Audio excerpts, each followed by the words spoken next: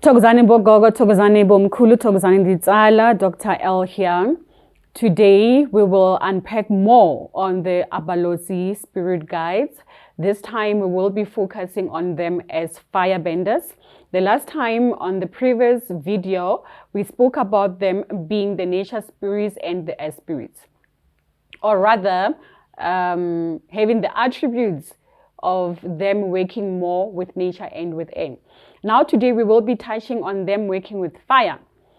When we remember back in the Stone Ages, in the ancient times, you had the nature spirits who were reliant on working with natural tools like stones, wood to make fire. They had to survive through learning the skill, and that is part of the attribute that the Abalozi spirit guides have. Remembering that as a human being, you also exist because of the fire you have. The one that sometimes translates itself into energy called passion, where you become intimate, you are born through that fire. The one that can be translated as what we call the passion, yet the one that we are talking of, that is the one that leads you to what we call your purpose. And we say, this is my passion, this is where I have my desires, this is what I want to be in life, this is what I do. That is the energy that drives you, that is the fire that drives you. There are air benders, they are nature benders, and they are earth benders, and they are also fire benders.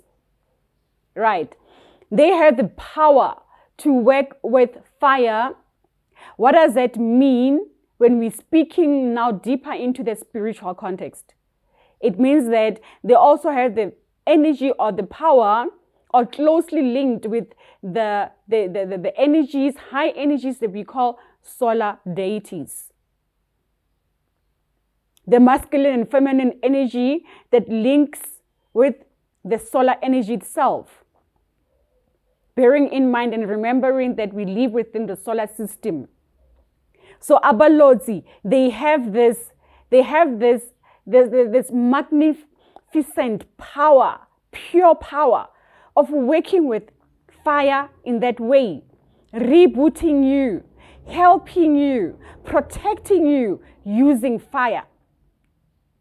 Some of the people who have a very close relationship with Abalozi, you will find that in their spiritual journey and ascension, somewhere, somehow, they are going to be asked to do a ritual that we traditionally call Sitshiso, a burnt offering. Some of them are those who are required to do a ritual, maybe during the initiation, and they walk through fire, they jump the fire. That's part of the attributes of Abalozi in the way that I have been taught. Abalozi, sometimes they can be confused and called the spirits of the witches. Some people say Abalozi are the spirit of the witches. Why? Because they have the power, which is air as well, which is fire as well. When you're thinking that this person is working with air, suddenly they're no longer working with air, they're working with fire. And you're thinking they're working with fire, air, amaporofita, suddenly they're working with root work and herbs. That is why they call them witches, because they are not easy to understand. Abalozi are the ones who work closely with the bird called the litula tsipi in my language. I don't know what it is called in your language, in English. Sorry. Litula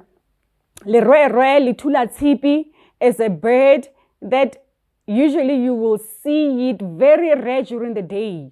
Most of the time you will see it at night. They call it nonyani yabaloyi. Now, let us speak about that bird that is closely associated with Abalozi. That bird Why am I specifically touching on that one? I'm touching on that one because it closely associates not only with the air, but with the fire as well.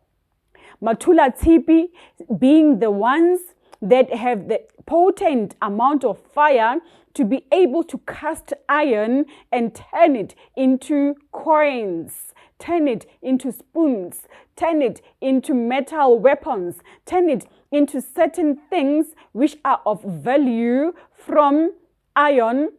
They cast it using their fire bending element, and therefore called Matula Tipi because they burned iron, Matula Tipi. And then they say Abalozi. It is a bird that is used by witches because people start fearing those people who are able to perform things that we could closely call miracles, or things that they do not get to easily explain through science or explain through their logical makeup or through their way of thinking. Abalozi spirit guides are the spirit guides that we sometimes say they are of sacred knowledge, and therefore many a times they would want you to go through a church, or in our traditional language they say kereke ya sephiri. Some say kereke ya Israel, I don't know, but kereke ya sephiri, because they are of sacred knowledge. So some of the knowledge that they will bring you will be knowledge that is misunderstood by many, but as long as they know the importance thereof, it will be a message that is understood by them and by you.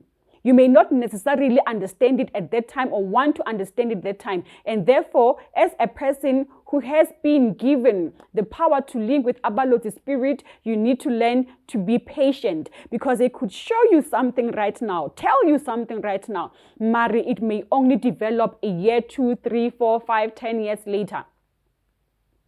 That is why ungabathwasi. This is why you cannot say there's a shrine where uzotwasa umlozi, balozi, baitsugela. Some people will say, I'm of Nguni. I'm a white person. I'm a Caucasian. I'm seeing these spirits. It's because you have somewhere, somehow, the bloodline. Because remember, there's things called reincarnation. So you can't just finalized to say, I'm going to reject the spirit guide because I am of Nguni origin and I was told that Abalozi are Abatswana or Abasotho, so where do I get them? Remembering that maybe 5, 10, 6, 7 generations back, perhaps there was somebody who was of Motswana or Sotho origin, or somebody who was from Namibia, somebody who was from Mozambique, somebody who was from Zambia, because that is where somebody who's from where many of them settled in Windhoek in Namibia. So you understand. But at least you know their attribute. They work with fire, they work with air, they work with nature. And they're very good at protection as well. They are firebenders to a point where you've seen people who say a spoon can bend from being solid and it bends. They have that kind of power because I've seen one of them do it, even though it was not me. I was just observing the energy that they were doing. Not in real life, in spiritual context. They were showing me their attribute, showing me what they are capable of. Right. And how they become active through advancement, through your hard work, through your persistence, through your faith, through your trust, through praying, through your connection, through your bloodline as well. Thokozani. I hope that it makes sense. This is part 2 of Abalozi spirit guides. I believe that I haven't shared a lot, or sorry, all, but I've shared what I am capable of sharing with you today. There might be part 3, but just in case, be on the lookout for that. And if this is all, I hope that what we have shared is sufficient enough for you to make a better decision in terms of wanting to raise or wanting to activate the spirit guide of Abalozi, or wanting to know more about the spirit of Abalozi, should you have been in a position where you were told that you have the Abalozi spirit guides. Thokozani.